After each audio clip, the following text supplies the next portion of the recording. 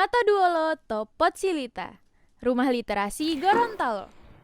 Ya, sahabat literasi, kembali lagi bersama kami dengan Rumah Literasi Gorontalo dalam Siniar atau Potsilita, Podcast Posilita. Hari ini kita kedatangan tamu yang luar biasa banget ya. Jadi ada kawan-kawan kita dari KPID. Penasaran apa sih KPID dan siapa aja yang bakal kita ajak ngobrol bersama? Yuk kita simak. Selamat malam Pak Safrin. Selamat malam, Assalamualaikum warahmatullahi wabarakatuh. Sahabat literasi Gorontalo, luar biasa. Senang sekali ada di ruangan ini, nyaman, dan nuansanya sangat intelektualis, luar biasa. Terima kasih Pak, Mbak Sefti ya, Mbak Sefti. Pak Safrin, apa kabar? Alhamdulillah, luar biasa. Perjalanan dari rumah menuju Rumah Literasi Gorontalo bagaimana? Iya, yang pasti ini rumah baru lihat fotonya aja saya sudah ngeri-ngeri banget. Memang harus ada persiapan betul. Sangat, memang harus apalagi diatur jalannya biar mudah didapat, mudah dicari, dah. Karena ini rumah yang pasti akan banyak pengunjungnya, ya dah. Anak-anak kita, generasi kita yang generasi milenial sudah harus dipersahabatkan dengan budaya-budaya membaca, budaya-budaya mencari informasi. Nah, oleh karena itu saya kira kita sangat mensupport. Di sini aja saya cukup grogi juga ya. Oh santai saja ini Pak Safrin. Terima kasih Pak Safrin. Luar biasa, yang pasti ruangan ini sangat penuh makna dan insya Allah kita akan bisa menghasilkan. Yang pasti ini harus merupakan sumber ide, sumber gagasan yang bisa memberi kontribusi kemajuan bagi daerah kita. Jelas. Terima kasih Pak Safrin. Kita ke tamu berikutnya yang juga luar biasa. Selamat malam Kak Jitro Paputungan. Selamat malam. Assalamualaikum warahmatullahi wabarakatuh. Waalaikumsalam warahmatullah. Bagaimana kabarnya? Alhamdulillah. Sehat, luar biasa. Luar biasa. Agenda hari ini ngapain aja nih kira-kira Pak Jitro? Kalau selain ini ya, Yep, banyak sih. banyak. Dari tadi pagi, Jumat, setelah Jumat juga padat. Oke, luar biasa. Karena penghujung pekan ya, Pekan. jadi banyak Penghujung kerjaan yang pekan harus di diselesaikan. Akhir bulan juga jadi. Oke, keren sekali. Terima kasih Pak Jitro. Nah, kawan-kawan literasi, langsung aja kita tanya tentang KPID. Sebenarnya KPID ini apa dan apa aja sih yang dilakukan oleh KPID? Pak Safrin menjawab pertanyaan teman-teman literasi yang ada di luar sana. Apa sebenarnya KPID? Ya, KPID adalah lembaga, kalau kepanjangannya Komisi Penyiaran Indonesia Daerah. Tapi kalau kita telah lebih lanjut, ini adalah lembaga negara yang merupakan buah reformasi. Pada zaman Orde Baru, bahwa media itu ada di ruang kekuasaan. Dan segala seluk-beluk informasi itu cenderung dikuasai oleh kekuasaan. Bahkan produk-produk informasi, kemudian berita, apakah itu media penyiaran dan sebagainya, itu harus memproduksi untuk kepentingan kekuasaan itu sendiri. Nah, maka cenderung keterbukaan, kemerdekaan terhadap informasi itu cenderung terkungkung, bahkan diberdayakan oleh kekuasaan itu sendiri, cenderung tidak berdaya. Maka inilah menjadi sebuah perjuangan yang cukup panjang oleh teman-teman kita, dan waktu itu kita juga masih mahasiswa saat itu, memperjuangkan kemerdekaan untuk mendapatkan hak menyampaikan pendapat, hak mengeluarkan pikiran, gagasan dan sebagainya. Kita dapatlah sebuah momentum kita pada reformasi itu sendiri. Maka dalam rangka untuk agar bahwa kebebasan berpikir, kemudian kebebasan menyampaikan informasi dan menerima itu menjadi sebuah hak bagi setiap warga negara, maka itu butuh wadah. Maka media adalah sebagai sebuah sarana untuk bisa menyampaikan informasi, kemudian mencerdaskan masyarakat. Nah, tapi Mbak Sefti, bahwa penyampaian informasi kemudian untuk kemerdekaan dalam berpendapat, berpikir, mengeluarkan gagasan itu juga harus dibarengi dengan tanggung jawab. Harus dibarengi dengan tanggung jawab. Maka ada hak, ada tanggung jawab. Negara harus hadir di sana. Oleh karena itu lahirlah yang namanya Undang-Undang 32 tahun 2002. Itu undang-undang tentang penyiaran. Disitulah diatur, dan salah satu pasal yang mengatur untuk agar penyiaran ini tertata, maka kita butuh sebuah lembaga yang namanya Komisi Penyiaran Indonesia Daerah. Apa sih Komisi Penyiaran Indonesia Daerah? Komisi Penyiaran Indonesia Daerah itu adalah lembaga yang representasi masyarakat, representasi publik yang mengawal publik agar dia menerima informasi dari lembaga penyiaran itu sendiri betul-betul sebagai pemenuhan hak dia, hak asasi dia.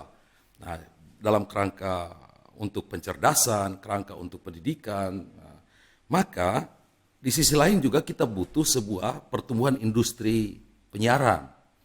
Nah, bagaimana kita mengatur agar iklim industri penyiaran itu tumbuh, subur, iklim bisnisnya cukup berkembang. Di lain sisi bahwa masyarakat juga harus terjaga terhadap informasi-informasi yang tidak produktif, informasi yang melanggar norma, maka KPID lah yang menjaga ranah ini. Gitu.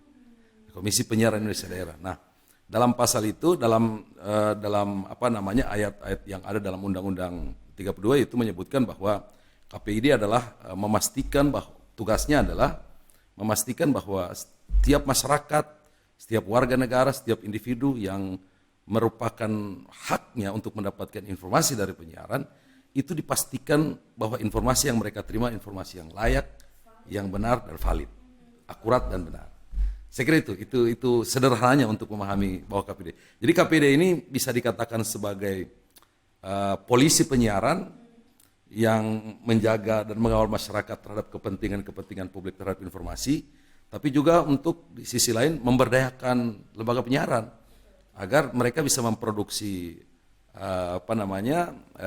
produk-produk informasinya, produk siarannya itu dalam kerangka untuk sebagai sarana hiburan, sebagai sarana pendidikan, sarana informasi, dan juga perekat sosial kita dalam kerangka negara kesatuan yang berbeda suku, agama, ras, dan antar golongan sebagai karakter masyarakat dan daerah kita. Baik, Pak Safrin, keren sekali ya. Berarti tugas KPID nih kalau bisa secara singkat, boosternya industri dan juga controller bagi tayangan yang dinikmati oleh masyarakat. Betul sekali. Wow, keren sekali. Pak Safrin, karena tugas KPID ini begitu sakral ya istilahnya, karena kalau nggak ada KPID, semua tontonan akan diserap oleh masyarakat, tidak pandang bulu. Betul. Nah, tugas yang seperti ini tentunya akan sangat berat sekali untuk Pak Safrin. Iya, berat. Memang itu bukan berarti bahwa KPID tidak ada karena dia betapa beratnya, bukan berarti bahwa KPID tidak memiliki tantangan atau kelemahan yang ada. Memang seiring dengan perkembangan waktu, terus peran-peran KPID itu dalam kerangka untuk penguatan kelembagaan maupun penguatan peran pengawasannya itu harus terus dilengkapi. Masalahnya adalah hari ini bahwa proses produksi informasi sampai pada tingkat output penyiaran itu cukup panjang, Mbak Safety. Misalnya dari ruang redaksi, terus masuk pada ruang produksi. Nah, itu masih ada yang namanya pengawasan yang dilakukan oleh, kita bicara lembaga penyiaran ya, untuk memproduksi informasi lewat lembaga penyiaran itu katakanlah misalnya untuk menciptakan sebuah konten. Nah, ketika konten itu dibuat lewat rumah produksi, itu harus diawasi dulu oleh yang namanya lembaga sensor. Baik, lembaga sensor konten gitu ya. Kalau dia dalam bentuk film, berarti ada namanya lembaga sensor film. Nah, kemudian setelah lembaga sensor film ada namanya ruang redaksi. Nah, ruang redaksi itu juga harus masih skala pengawasan oleh lembaga penyiaran itu sendiri. Tapi itu harus disesuaikan lagi apakah itu sesuai dengan nilai-nilai kita yang sudah diatur oleh KPID, nilai norma-norma yang sudah diatur oleh KPID, yang ada yang kitabnya KPID lah gitu. Nah, norma dan nilai di sana ketika sudah menjadi sebuah siaran, barulah KPID melakukan pengawasan. Maka hari ini KPID peran pengawasannya itu masih pasca siar. Harusnya kalau kita ingin memastikan bahwa kita sebagai lembaga representasi publik memastikan dari awal, harus dari awal dong. Ya kan? Harus dari awal, dari sejak konten itu menjadi sebuah ide, dari konsep ya. Dari konsep sampai pada produk penyiaran itu sendiri. Maka itu harus diawasi.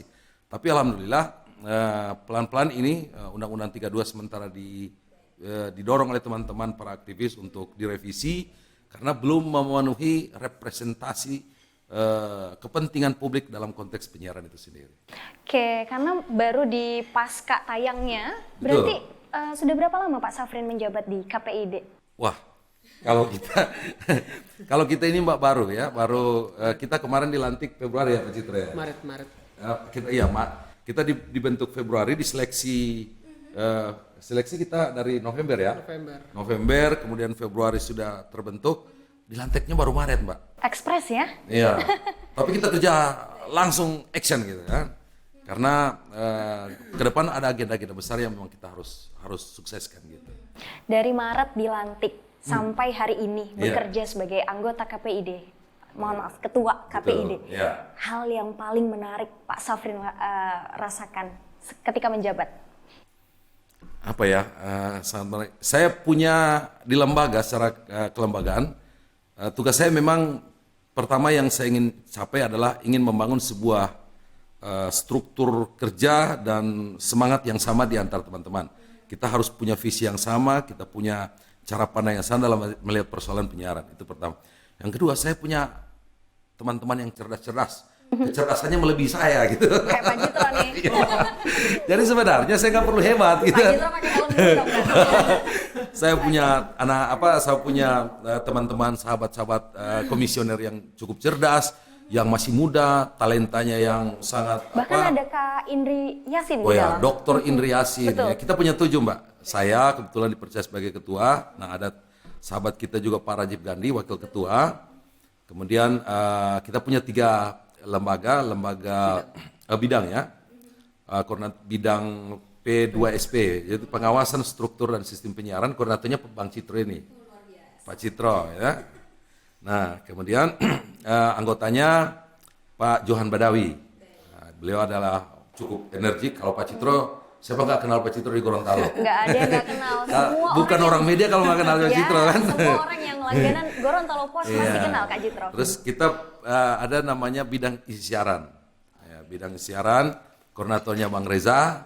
Nah, beliau adalah incumbent incumbent KPID sebelumnya dan anggotanya yang pasti Mbak Septi kenal. Ya, orang yang energik, muda, ganteng. Oh iya.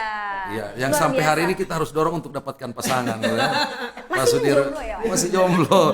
Tapi luar biasa cerdasnya ya. Pak Sudirman Mile. Sudirman Mile. Kemudian bidang apa ya? Kelembagaan. Ini Pak Dr. Indri Yasin, masih muda, energik, perempuan Benar, satu-satunya, the one and only, perempuan yang ada di KPID. dan alumni Jepang. Yap. Ya, terus anggotanya Pak Rajib Gandhi. Saya nggak perlu hebat seperti mereka, cukup ngatur aja orang-orang yang hebat ini. Ya sudahlah, kita hebat secara kelembagaan lah. Tapi ketika saya lihat di postingan KPID ketika Iya. dilantik ya, Iya. Pak Jitro dan teman-teman sahabat literasi, semuanya adalah isi anak muda. Wih, saya aja yang. Kelihatan ini Pak. Soalnya Pak Safrin kelihatan kayak lebih awet muda nih dari Oh Pak Jitro. gitu. Ketimbang muda nih. Ya, semangatnya ya, Iya, dapat semangat muda. karena mereka energik, sangat gagasannya hebat-hebat. Wah, saya ini nggak boleh kalah ini kalau gini. Nah itu, sahabat literasi, teman-teman kita di KPID beragam sekali usianya, tapi semangatnya tetap semangat muda. Harus semangat. Betul, untuk menjaga seluruh konten atau tayangan yang dilihat oleh sahabat kita yang ada di Provinsi Gorontalo, semuanya edukatif, baik, dan jelas informasinya atau valid. Keren banget Pak Safrin. Oke, saya mau tanya seputar produknya KPID yang lagi digaungkan saat ini. Pak Jitro Paputungan, boleh dijelasin sedikit kali? Ya, jadi tadi sudah jelaskan ketua soal bagaimana KPID itu lahir dari Undang-Undang 32 tahun 2002. Tahun 2002 itu masih era Nokia nok-nok ya. 3310. Ya, itu sudah sangat teknologinya sangat canggih Oke. waktu itu. Buat kami KPI itu undang-undang ini sangat sudah uzur lah. Jadi tadi disentil juga Pak Ketua untuk didorong untuk direvisi.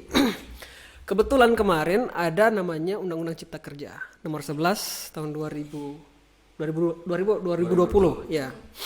Undang-Undang Cipta Kerja yang mengatur juga tentang penyiaran. Nah, di Undang-Undang Cipta Kerja itu diatur bahwa sudah saatnya kita untuk migrasi dari yang siaran analog ke siaran digital. Siaran analog itu digunakan oleh Republik ini sejak kurang lebih 60 atau 65 tahun yang lalu. Jadul sekali. Ya, sejak ada televisi di Indonesia itu menggunakan siaran analog. TVRI hitam putih dulu itu TV tabung yang Ya. besar ada antena 2 begitu. Oke. digunakan sampai sekarang, masih ada sampai sekarang. Baik. Oleh Undang-Undang Cipta Kerja itu harus ditinggalkan. Yang pertama karena dia katanya boros frekuensi. Karena frekuensi sebagai sumber daya alam terbatas yang sangat mahal itu. Di kota Gorontalo atau seputaran kota Gorontalo dan sekitarnya itu hanya ada kurang lebih 12 slot frekuensi untuk televisi. Itu sangat terbatas. Sementara siaran lembaga penyiaran itu sangat banyak. Di Jakarta itu kalau kita setel televisi itu banyak sekali. Nah, harusnya mereka juga ada di daerah. Nah, dengan Undang-Undang Cipta Kerja beralih dari analog ke digital, itu harus ditinggalkan ini analog. Oleh pemerintah ada namanya ASO, Analog Switch Off. Jadi mematikan siaran analog. Oleh kita Komisi Penyiaran karena sekarang eranya vaksin, itu vaksin mati. Siaran analog harus vaksin mati, dan oleh perintah undang-undang itu 2 tahun sejak undang-undang itu diberlakukan, 2 tahun itu harus sudah selesai analog switch off ini, ASO ini. 2 November itu tidak ada lagi siaran analog. Sama sekali Sama sekali. Off. Jadi kasihan nenek kakek saya yang ada di kampung, Yes. TV-nya tabung masih putar-putar ya. Putar-putar antena. Iya. Harus Jadi ke atas pohon dulu. betul, sekali. siaran analog itu menggunakan antena apa ya? Kalau ada iklannya dulu, mohon Antenanya maaf. Mandra. Mandra, Oh, yes. iya. Itu. Kayaknya sobat literasi seumuran ya. Iya. Itu ditangkap dengan siaran itu. Kalau gue geser sedikit, mohon maaf saya pinjam istilahnya orang Gorontalo, itu babi V. Oh, bas semut. Bah kasihan. semut, banyak semutnya itu kalau siaran analognya itu pasti banyak semutnya. Terus juga pokoknya kabur lah. Dengan siaran digital itu enggak. Siarannya gambarnya jernih luar biasa, teknologinya sangat canggih dan suaranya itu sangat bersih. Dengan siaran analog, siaran digital. Jadi masyarakat itu tidak perlu ganti televisi. Dengan program ini ya, dengan program peralihan analog ke digital ini, masyarakat itu, oh ini siaran televisi digital berarti Harus ganti TV. orang mikirnya lewat apa? Gawai, lewat handphone. Betul. Lewat YouTube, gawai yang baru gitu ya, yang terbarukan. Atau ada juga yang mikirnya siaran digital ini televisi yang flat, yang smart, yang baru dan pakai internet. Oke. Itu tidak. Sama sekali bukan. Sama sekali bukan, karena siaran digital itu tetap pakai antena tadi, antena Mandra, Mandra, oke. dan tinggal disetel. Oh, ada satu alat tambahan gitu. Namanya set-top box. Set-top box. Itu bagi televisi, pesawat televisi yang belum belum dilengkapi dengan ada istilahnya, Receiver. iya, DVD T2. DVB T2. Itu satu sistem di dalam televisi itu. Kalau yang keluaran terbaru era sekarang ini sudah banyak yang dilengkapi, tapi kalau masih ada TV tabung itu pasti nggak ada. Makanya harus ditambah STB itu. Oke, jadi sebenarnya sahabat literasi kita masih bisa melihat wajah tampan Son Joong-ki meskipun di TV tabung. Ya, dan Oke. sangat bersih. Sangat-sangat bersih. Sangat- Bahkan pori-porinya pun Yes. nggak kelihatan ya. Oke. Itu adalah keunggulan dari TV digital. Nah, itu kita KPID setelah dibentuk Maret itu kita berpacu dengan itu. Masyarakat ternyata masih banyak belum tahu tentang siaran televisi digital. Kenapa KPI terlibat di situ? KPID adalah perwakilan publik, kita lembaga publik yang ingin memastikan bahwa masyarakat itu berhak untuk menerima siaran televisi yang tidak bersemut tadi. Bagaimana saya menonton televisinya banyak Iya, semut? kasihan. Orang beralih ke handphone. Betul. Handphone itu nggak ada sensor. Walaupun ada namanya Undang-Undang ITE. Tapi kita tahulah bagaimana dampaknya handphone sekarang itu. Di televisi siaran-siaran yang ada di handphone itu diprotek betul-betul oleh KPID. Nggak bisa, mohon maaf, kelihatan apanya sedikit itu pasti langsung kena sensor dan sebagainya. Kita rewel kalau soal itu. Ada misalnya ungkapan-ungkapan yang tidak sesuai, itu pasti KPID rewel itu. Langsung cut. Nah, pilihannya di masyarakat. sekarang. Dengan siaran televisi yang digital yang bersih itu, yang informasinya yang sangat edukatif itu, mau nonton televisi atau di Source atau sumber yang lain. Ya. Wow, sebenarnya masyarakat Gorontalo ini, Pak Safrin, sudah difasilitasi sangat banyak sekali. Betul. Mulai dari kalau masih pakai TV tabung ya udah nggak apa-apa, tetap Yes. bisa lihat wajahnya Song Joong Ki yang ganteng, Ya. tapi pakai set-top box. Terus udah difilter juga isi konten dan ceritanya. Tinggal masyarakat kita nih, teman-teman sahabat literasi yang ada di rumah, memilih tayangannya seperti apa, sumbernya dari mana.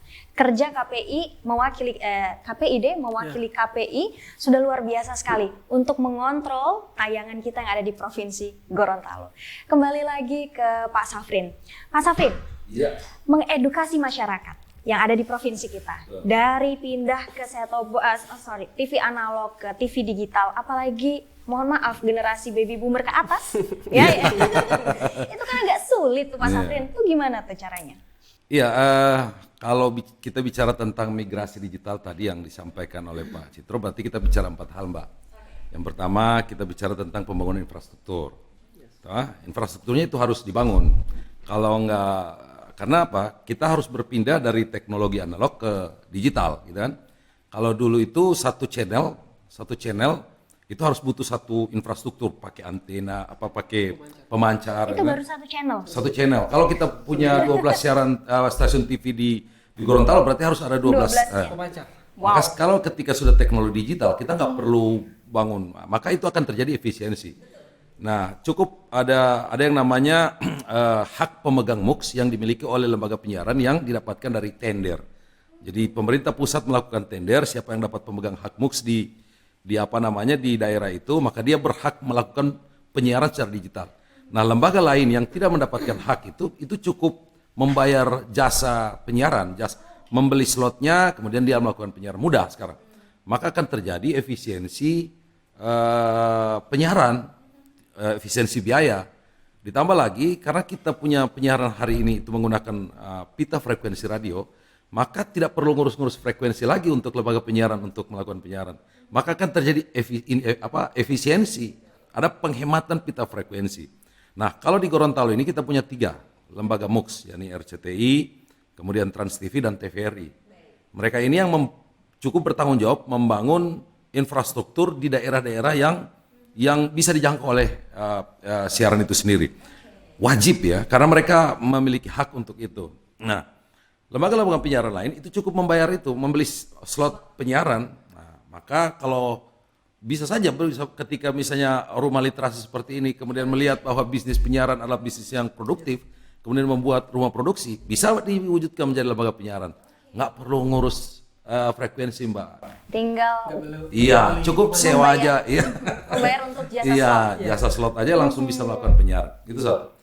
Nah, infrastruktur kita alhamdulillah kita sekarang sementara dorong. Termasuk kita bekerja sama dengan pemerintah daerah di daerah-daerah Kota Gorontalo, saya kira alhamdulillah semuanya sudah terlayani.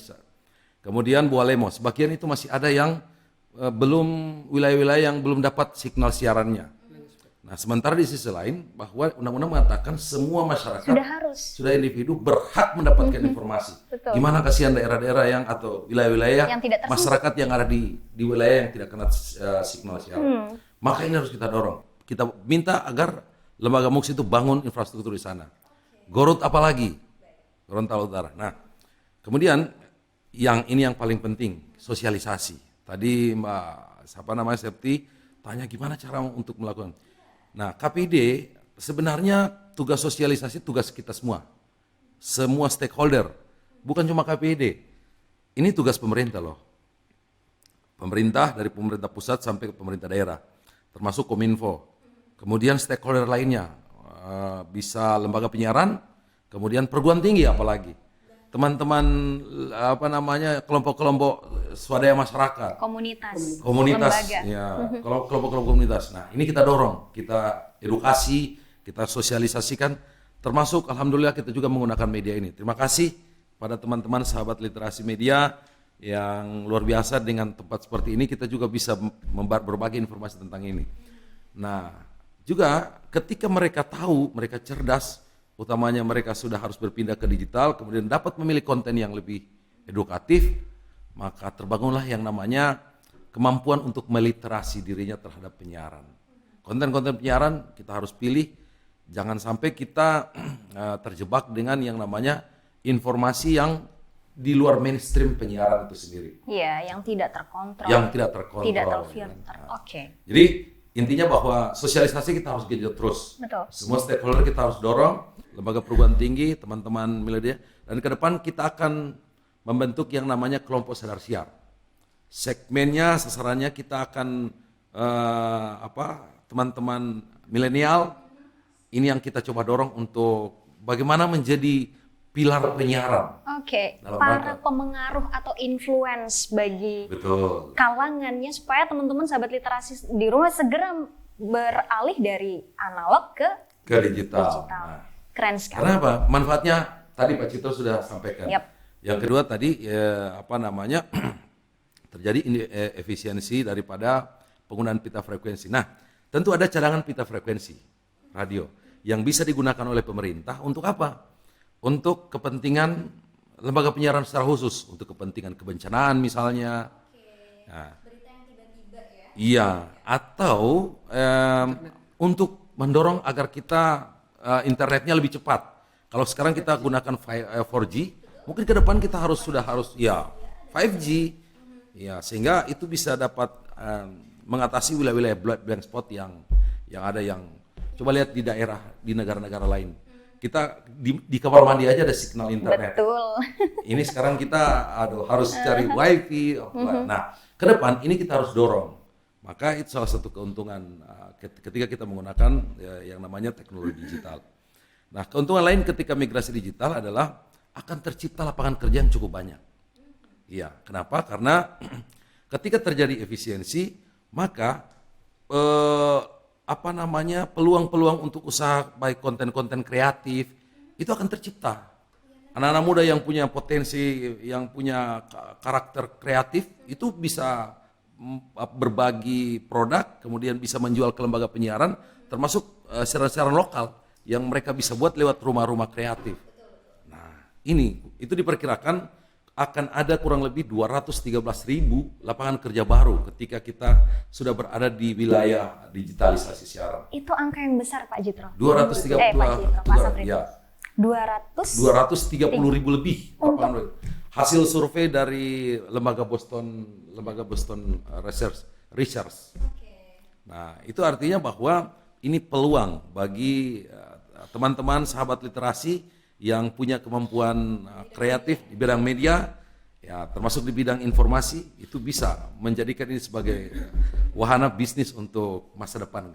Betul, karena teman-teman millennials jauh lebih punya semangat yang lebih menggebu, idenya lebih inovatif, dan juga waktu kerjanya yang jauh lebih fleksibel. Saya pikir ya Pak Safrin ya, karena belum ada tanggungan. Iya. Oke, kita beralih ke Pak Jitro Paputungan. Tadi Pak Safrin sudah sangat banyak sekali menjelaskan tentang keunggulan kenapa kita harus segera pindah dan kapan kita harus menyosialisasikannya kepada masyarakat. Pak Jitro, sebenarnya masyarakat udah siap atau belum sih untuk beralih dari TV analog ke digital. TV digital? Sebenarnya harus siap. Harus siap karena Mau tidak mau harus siap. Harus siap. Ya, karena sudah eranya saat ini. Betul. Sudah eranya. Nah, memang kemarin kita KPID sejak dibentuk itu Maret sampai dengan sekarang itu kita rutin keliling-keliling di desa-desa, langsung turun ke desa-desa. Ini loh sekarang lagi ada ASO, lagi ada program migrasi analog ke digital. Oke. Dan pada dasarnya masyarakat itu tidak tahu. Pada umumnya tidak tahu bahwa yang mereka tahu digital itu tadi itu Ya, di handphone dan sebagainya. Gawai baru. Padahal dengan siaran digital ini, dengan siaran televisi digital ini, yang pertama yang utama itu selain yang tadi keunggulannya bersih, jernih dan sebagainya itu, teknologinya canggih itu, dia gratis.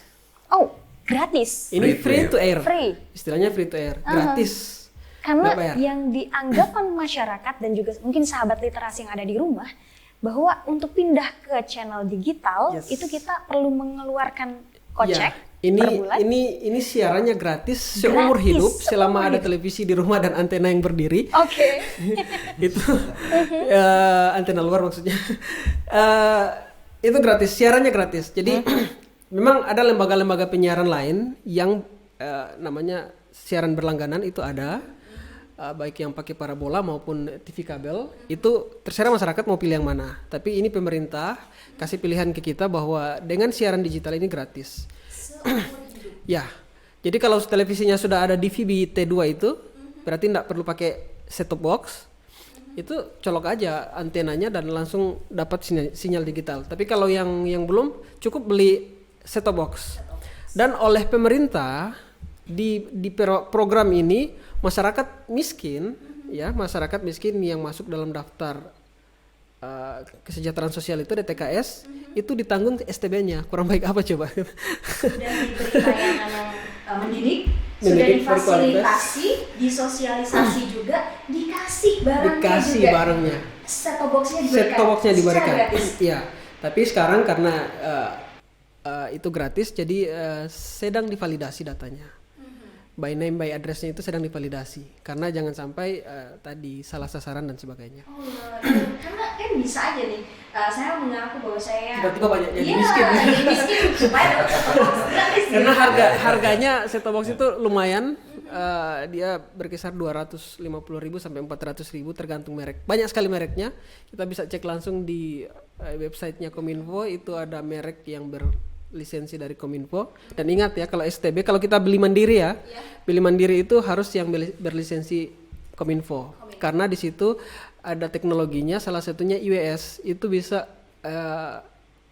mendeteksi ketika ada gempa atau bencana, itu televisi pasti bunyi. Salah satu teknologinya itu. Dia punya indikator. Iya, jadi STB-nya itu langsung ketika kita settle itu kita harus wajib masukkan kode pos. Dan ketika di wilayah kode pos itu ada gempa atau bencana, itu ada peringatan. Oke, berarti ini terintegrasi dengan banyak lembaga. Iya, termasuk BMKG dan sebagainya. Iya. Sebenarnya teman-teman sahabat literasi yang ada di rumah udah paket komplit nih. Kita mendapatkan set-top box dari KPID. No, dari pemerintah ya. KPID hanya ini yang mengawasi ya. Jadi sebenarnya udah ditanggung semuanya sama pemerintah. Ya. Bahkan fasilitas yang pun menyelamatkan kita. Betul. Karena di Gorontalo kita sering banget ngerasain gempa. Nah, kalau gempa kecil itu dia akan otomatis berbunyi. Ya, jadi yang kerasa. Biasanya terasa itu kan di atas 5 Betul. magnitude gitu kan. Jadi sebenarnya kita udah nggak perlu bikin status lagi di WA. Iya. Televisi sendiri betul. Televisi masing-masing sudah. Biasa kan kalau kita connect dengan BMKG kan ketika ada gempa, handphone kita yang ada bunyi kan. Iya, ada message. Itu televisinya kita juga pasti bunyi.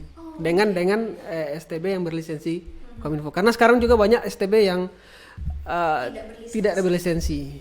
Nggak apa-apa karena bisa nangkap siaran juga.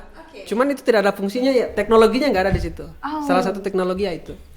Sahabat literasi yang ada di rumah, kalau mau pilih set-top box harus yang berlisensi Kominfo ya, supaya kalau ada apa-apa kita juga yang selamat. Betul Pak Jitra, Betul. Pak Safrin. Oke, nah ini kan set-top box dibagikan kepada masyarakat yang mohon maaf kurang mampu ya. Betul. Daerah mana sih yang sebenarnya lagi diprioritaskan untuk dibagikan set-top box ini? Ya, bicara daerah maksudnya konteksnya Gorontalo ya, kita bicara Gorontalo. Yap. Jadi memang ini adalah salah satu kehadiran negara untuk bisa memastikan bahwa semua masyarakat itu dapat pemenuhan haknya untuk mendapatkan informasi khususnya lewat penyiaran. Nah, mau dia miskin, mau dia ada di kota, mau dia ada di pinggir gunung, mau dia ada di hutan, bahkan sekalipun itu yang pasti dia harus punya televisi. Oke. Kalau nggak punya televisi ya berarti. Mohon maaf. Beli Gitu televisi dulu Bapak Ibu. Oke. Ya. Yang kedua adalah tadi Pak Cito sudah bilang bahwa STB ini khususnya yang STB yang didistribusi oleh pemerintah ini adalah yang masuk dalam kategori kakak miskin.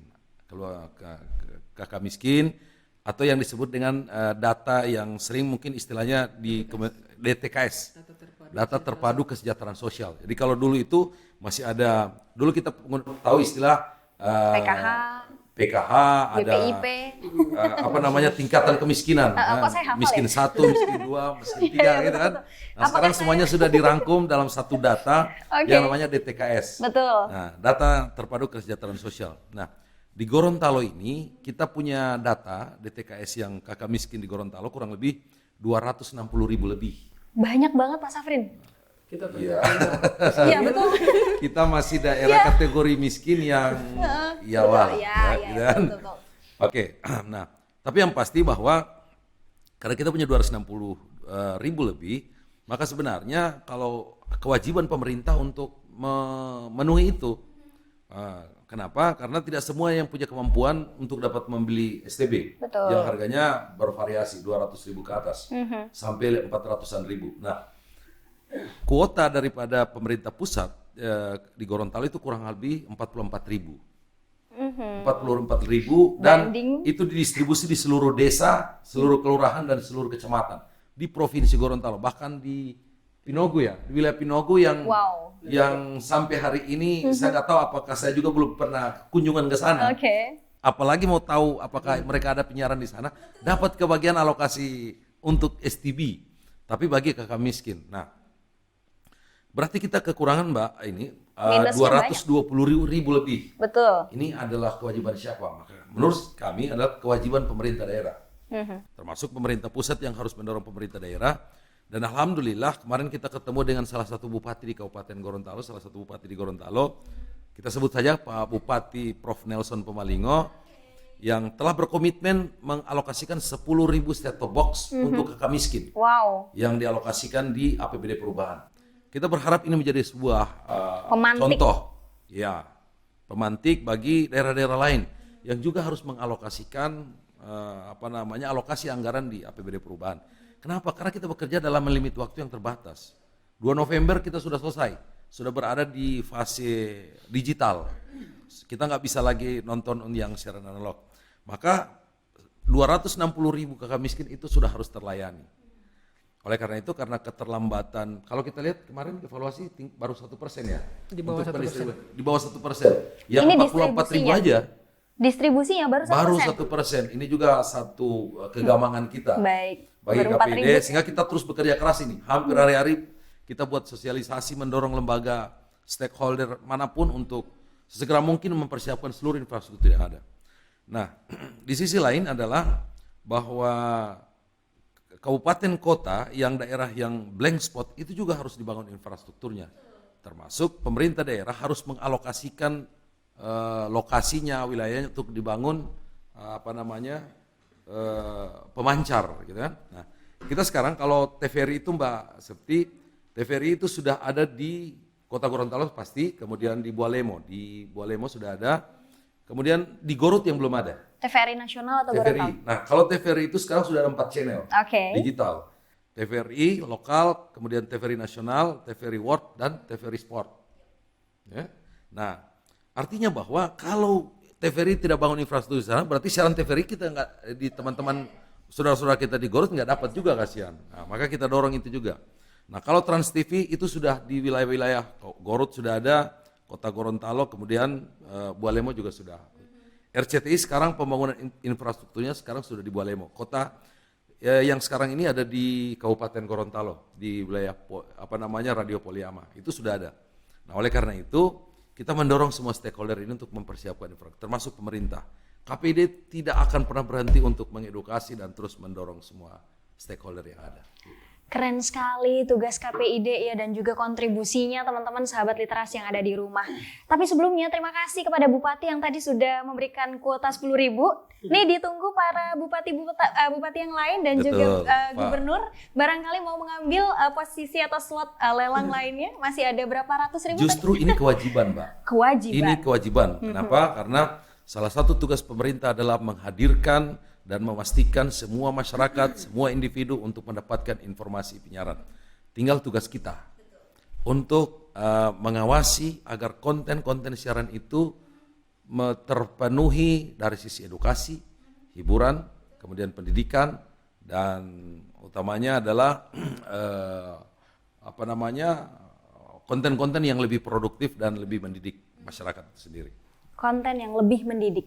Sahabat literasi yang ada di rumah, jelas banyak sekali konten yang berkeliaran di sekitar kita yang bisa setiap saat kita akses maupun dari manapun sumbernya. Pak Safrin, bagaimana kemudian KPID bisa menyaring konten-konten ini? Sebelumnya tadi udah dijelaskan, tapi mungkin kita butuh sesuatu yang jauh lebih rinci. Bagaimana KPID menyaring pasca dia akan tayang? Iya, pertama dari sisi regulasi. Ya, hari ini teman-teman KPI di pusat dan juga teman-teman aktivis penyiaran, aktivis kampus itu mencoba mendorong agar ada revisi di terhadap undang-undang kita. Oke. Kenapa? Karena kita tahu bersama bahwa karena proses untuk digitalisasi sekarang sudah dibatasi oleh waktu, maka proses perumusan dan pembentukan undang-undangnya itu cenderung ya dalam tanda petik terburu-buru. Nah, oleh karena itu kita mendorong agar bagaimana bahwa yang diawasi atau yang diberi wewenang KPID dalam hal pengawasan penyiaran itu hanya konten penyiaran dalam televisi maupun radio. Bagaimana dengan media mainstream yang lain? YouTube misalnya, Facebook, ya, atau Netflix misalnya, nah, ada wacana untuk itu juga harus diawasi.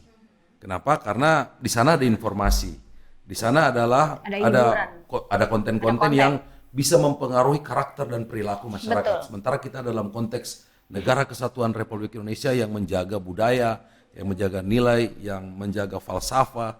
Nah, oleh karena itu kita ingin mendorong agar ini harus diawasi, tidak peduli lembaga manapun yang mengawasi. Apakah itu lembaga dibentuk baru, maupun lembaga yang dibentuk, ataupun kalau KPD siap, kita punya infrastruktur, kita punya personil yang cukup punya kompetensi untuk dalam rangka pengawasan. Tapi kalau misalnya juga ada teman-teman atau ada lembaga-lembaga lain yang mau pingin, tapi yang pasti ini harus diawasi. Kenapa? Karena masyarakat kita harus dijaga. Itu yang pertama. Yang kedua adalah kita harus meningkatkan kemampuan literasi masyarakat agar dapat memilih konten-konten mana. Artinya ada semacam kecerdasan untuk menerima informasi dan berbagi informasi. Tapi padahal semalam ibu saya baru nge-broadcast di WhatsApp keluarga, katanya ada daging manusia dan lain sebagainya. Yang kayak gini banyak Mbak, iya banyak Mbak. Okay. Bisa dibayangkan, seperti contoh misalnya WA, ada konten yang kita terima di WA. Langsung klik. Itu kadang-kadang kita nggak secara cerdas untuk periksa, cek and recheck informasinya, kebenarannya, validasinya, kita langsung sebar, kita langsung share. Nah, oleh karena itu kita juga harus mengedukasi, meningkatkan kualitas literasi agar bagaimana sebelum mendapatkan atau setelah mendapatkan informasi kita cek dulu. Pertama sumber informasinya, validasi kebenaran daripada informasinya. Yang ketiga adalah manfaat terhadap informasinya. Ini juga harus benar tapi belum tentu bermanfaat. Ya. Bermanfaat tapi belum tentu layak secara nilai. Layak secara kultur. Oleh karena itu, maka ini kita harus dorong. Teman-teman, sahabat literasi, teman-teman yang punya lembaga-lembaga yang konsen di bidang ini, ayo kita sama-sama meliterasi masyarakat. Ke depan, Mbak, kita ada yang namanya akan launching website KPID yang di sana masyarakat cukup mengakses website itu.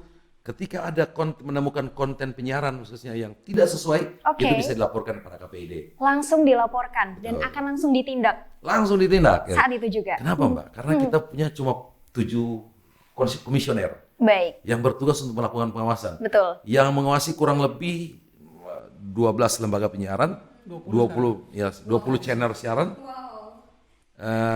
Kemudian ada radio, kurang lebih ada 22 komunitas radio. 42. Ya, stasiun radio ada 200 lebih TV kabel. 242. Hampir 300-an. Dengan menghadirkan konten-konten yang cenderung, maka mau tidak mau partisipasi masyarakat kita harus bangun. Partisipasi masyarakat secara aktif kita harus bangun, tentu dengan kemampuan literasi yang dalam bisa memilih dan memilah konten. Nah, itu sahabat literasi, pesan dari Pak Safrin bahwa kalau ada broadcast di WhatsApp keluarga atau WhatsApp manapun ya, cross check dulu. Yang pertama adalah benar atau tidaknya, kemudian bermanfaat atau tidaknya, dan yang terakhir, dia sesuai dengan norma yang kita miliki atau tidak. Keren sekali. Nah, pertanyaan terakhir, Pak Jitro. Itu tadi adalah tantangan kesiapan masyarakat. Masyarakat kita yang mohon maaf baby boomers ke atas yang belum mengetahui bagaimana cara memilah informasi. Pak Jitro, bagi kalangan millennials ke bawah, dia kalangan ini apa ya, jelas mereka suka dengan tayangan yang jauh lebih menghibur, jauh lebih variatif, dan jauh lebih inovatif. Nah ini gimana Pak Jitro, KPID menjawab tantangan ini? Ya, jadi itu tantangannya, itu tantangan lembaga penyiaran. Saya kira dengan beralihnya analog ke digital, Betul. tadi sudah dijelaskan Pak Safrin, kita membuka ruang seluas-luasnya termasuk podcast ini bisa membuka bisa jadi lembaga penyiaran dan mengisi konten-konten yang lebih positif di televisi, dengan televisi yang sekarang sudah sangat jernih, sudah sangat bersih, sudah sangat layak untuk ditonton. Saya kira dengan edukasi yang kita lakukan, saya kira dengan perlahan akan beralih sumber informasi itu di lembaga yang memang, di lembaga penyiaran yang memang kredibel. Di handphone kita tidak melarang masyarakat untuk menerima informasi di handphone, di WhatsApp dan sebagainya itu, karena itu hak masyarakat juga. Cuman memang kita tahu bersama bahwa banyak sekali berseliweran informasi yang hoax dan sebagainya di televisi. Real tidak ada hoax di televisi. Kapan di televisi pernah tampilkan hoax? Sama sekali tidak. Karena kalau sekali saja tampilkan hoax, KPID pasti rewel di situ. Oke. Nah, dengan tantangan itu, maka lembaga penyiaran maupun lembaga penyiaran baru, silakan saja bikin. Sekarang ini sangat mudah bikin lembaga penyiaran. Nah, gimana saya ingat dulu di media saya bikin televisi. Bikin televisi lokal tentunya. Kita ikut tender untuk dapat namanya frekuensi. Itu nggak dapat, Bu. Sama sekali. Sangat sekali. Itu semua oleh lembaga penyiaran yang di Jakarta. Oke. Itu Tidak pun lulus seleksi. prosesnya panjang ya. prosesnya sangat panjang dan ribet luar biasa. Oke. Itu nggak dapat. Intinya nggak bisa siaran. Sulit lah dulu. Sulit. Sekarang itu sangat mudah. Bahkan sekarang millennials Izinnya diajak. secara online. Sekarang ngurus izin penyiaran itu online. Jadi nggak face to face. Karena untuk menghindari yang macam-macam itu kan. Daftar izinnya lewat email maupun lewat aplikasi yang sudah disediakan oleh Kominfo. Untuk mendapatkan frekuensi tidak perlu lagi Daftar sibuk-sibuk kesini. kesini. Iya. Sewa aja slot MUX di penyedia multiplexing yang ada di Gorontalo. Tidak perlu beli antena atau pemancar yang harganya pasti miliaran. Iya. Saya ngebayangin apakah saya butuh alat pemancar Iya. yang besar sekali di Nggak dekat perlu. rumah saya? Oke. Nah, setelah ada semua, sudah dapat slot MUX, tinggal diisi dengan Channel-channel konten yang sudah kita buat. Iya, dengan konten yang beragam. Dan saya kira itu kesempatan. Makanya tadi disebut bisa membuka lapangan kerja. Bayangkan kalau slot MUX yang ada itu terisi semua oleh konten lokal atau lembaga penyiaran lokal, akan ada berapa tenaga kreatif generasi muda kita Gorontalo yang mengisi itu. Saya kira orang-orang Gorontalo, anak-anak muda Gorontalo itu sangat kreatif. Betul. Sangat kreatif. Dan kalau mereka berkecimpung di situ, milenial dan usia-usia Ya, milenial itu pasti akan memilih informasi di situ. Betul. Di televisi. Sekarang kan pilihannya bagaimana mau nonton televisi? Yang pertama televisinya BV. Betul. Banyak semut. Kadang juga suaranya Nggak ribut. jelas. Sekarang Betul. televisi cuma jadi pajangan aja. Sepakat. Ya kan? Karena saya juga jarang nonton TV. Nah, dengan beralihnya digital ini, saya kira akan perlahan ke situ. Karena kembali ke tadi, kita diberikan dua pilihan. Mau nonton yang Di luar ya yang atau tidak terfilter, atau yang terfilter. sudah di TV yang semuanya sudah dapat. Sudah sangat lengkap. Keren banget. Saya ulangi lagi informasi yang tadi ya Pak Jitro ya. Bagaimana teman-teman sahabat literasi yang ada di rumah bisa menjadi konten kreator di pertelevisian Betul. yang ada di provinsi kita. Mendaftar lewat email, kemudian mendaftarkan slotnya, dan tampilkan konten-konten terbaik yang kalian punya. Kami tunggu di dunia pertelevisian di Provinsi Gorontalo. Keren sekali. Tapi ada satu yang unik tadi Pak Jitro, tentang kalau misalnya ada yang tidak lulus sensor dari KPID akan rewel. Pernah kejadian? Gorontalo belum. Belum. Ya. Karena kalau KPID yang di daerah yang diawasi adalah konten yang di daerah. Jadi sekarang ini di Undang-Undang Penyiaran itu jelas 10% dari 24 jam siaran itu 10% itu konten lokal, dan konten lokal itu yang kita awasi. Diangkat. Bagaimana ketika orang Gorontalo tidak setuju dengan sinetron A misalnya? Oke, melapor lewat kita, nanti kita teruskan ke KPI. Oke. Ke KPI yang Bagaimana kalau misalnya ada tayangan di provinsi kita yang banyak masyarakat saya tidak suka, saya tidak setuju dengan tayangan ini. Mereka harus kemana? Bagaimana caranya? ke KPID. Oh, ke KPID langsung ya? Ke KPID. Dan tadi karena kita masih baru, tadi sudah disinggung ketua akan ada website yang mungkin lebih mempermudah. Nanti ada call center dan Seluruh pelaporan bisa langsung di satu laman. Nanti kan itu diatur di standar penyiaran. Ada namanya standar penyiaran, standar program siaran.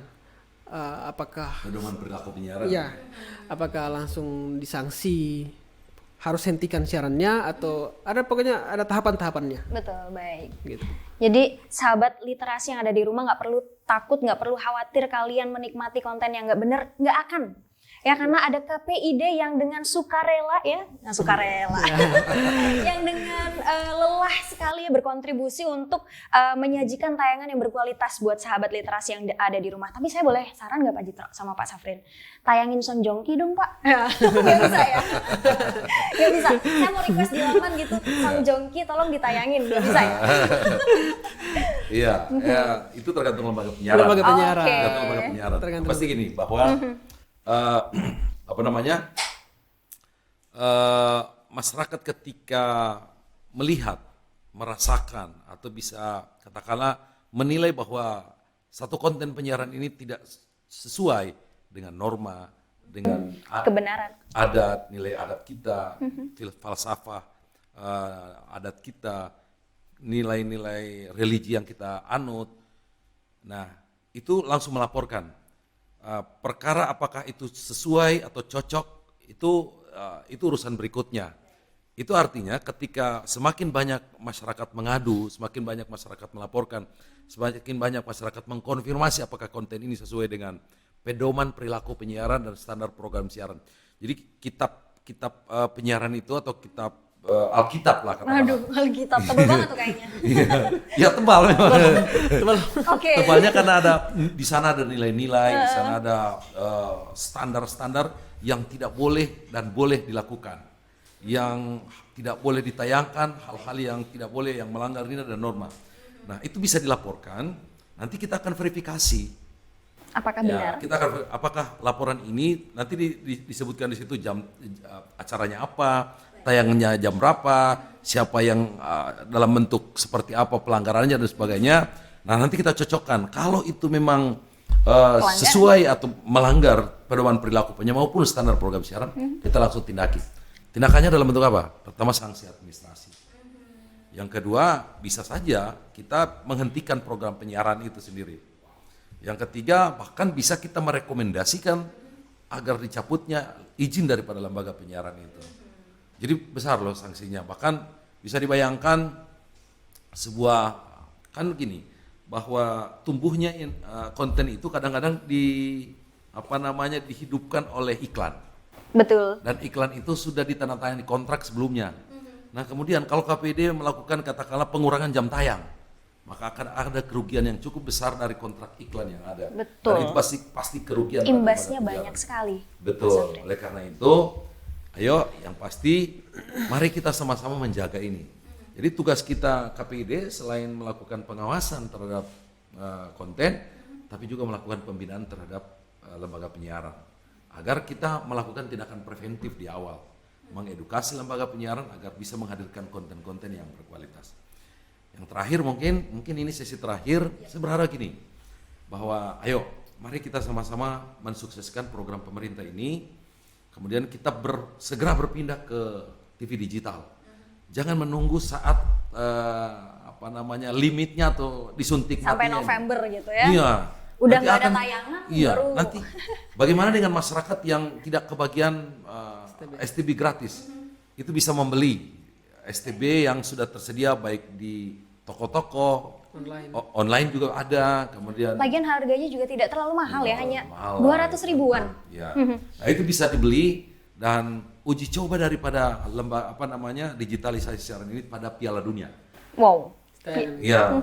Yang akan datang. Sepak bola Piala Dunia, kita akan melihat tayangan Piala Dunia yang gratis, yang bersih gambarnya, jernih suaranya dan canggih teknologinya. Ayo kita berpindah ke TV digital yang luar biasa, banyak manfaatnya, bahkan bisa melahirkan atau menghadirkan konten-konten yang edukatif, informatif, dan berkualitas. Sepakat. Mas Safrin, jagoan di Piala Dunia. Oh, saya Brazil. Bisa gitu ya. Saya Brazil. Apapun oke. dari awal saya Brazil. Pak Jitro. Mau kalah mau menang Brazil. Oh, Itali, baik. Saya yang nggak ngerti bola, iya aja. Oke. Mungkin kita langsung ke konklusi ya. Kalimat penutup terakhir. Kita boleh mulai dari Pak Jitro dulu. Ya, jadi sekarang eranya TV digital, ayo beralih ke TV digital. Gambarnya bersih, suaranya jernih, teknologinya canggih. Sangat mudah, cukup nggak perlu ganti televisi. Sekali lagi nggak perlu ganti televisi. Cukup televisi yang ada, tambahkan STB, set-top box, dan gunakan antena. Dia gratis, seumur hidup, gratis, dan tidak ada tayangan yang diacak. Tidak akan ada tayangan yang diacak. Di lembaga penyiaran seperti Parabola atau TV kabel, itu tidak semua siaran ada, tidak semua channel ada, tapi dengan siaran digital itu semua channel ada. Channel lokal Indonesia ya. Jadi sekarang yang tadinya 12, sekarang Gorontalo sudah ada 20 channel siaran. Banyak sekali pilihan. Lebih banyak dan itu akan bertambah. Terima kasih Pak Jitro. Kalimat terakhir dari Pak Safrin kepada millennials yang ada di rumah. Ya, sahabat milenial, bahwa transformasi digital itu bukan hanya sekedar perpindahan teknologi. Tapi transformasi digital adalah perpindahan peradaban, perpindahan mindset, perpindahan dari kualitas siaran yang analog ke kualitas siaran yang digital. Dari perpindahan dari mutu penyiaran yang mungkin dalam tanda petik yang bisa masih dikatakan analog ke konten siaran yang digital, yang betul-betul mendidik, yang betul-betul mengedukasi masyarakat. Oleh karena itu, ayo kita sama-sama seluruh masyarakat Gorontalo, kita edukasi keluarga kita edukasi lingkungan kita edukasi masyarakat kita, agar kita mampu memilah dan memilih konten-konten siaran yang betul-betul sesuai dengan kehidupan dan termasuk kebutuhan informasi yang kita inginkan. Ayo berpindah ke televisi digital, berpindah untuk menuju pada siaran digitalisasi siaran yang bersih gambarnya, jernih suaranya, dan canggih teknologinya. Betul, sepakat. Millennials masa tidak pakai digital ya? Oke. Sahabat literasi, seru banget kita ngobrol bersama kawan-kawan kita ya, kawan deket banget nih. Ada Pak Safrin dan juga Pak Jitro dari KPID Provinsi Gorontalo, seru sekali. Percakapan kita hari ini tentang pertelevisian yang ada di provinsi kita ya. Ganti TV analog yang ada di rumah nenek kakek dengan set-top box yang sudah disediakan oleh pemerintah, itu gratis semuanya. Pelayanannya semuanya nyaman lah istilahnya. Kalian akan dapat semuanya.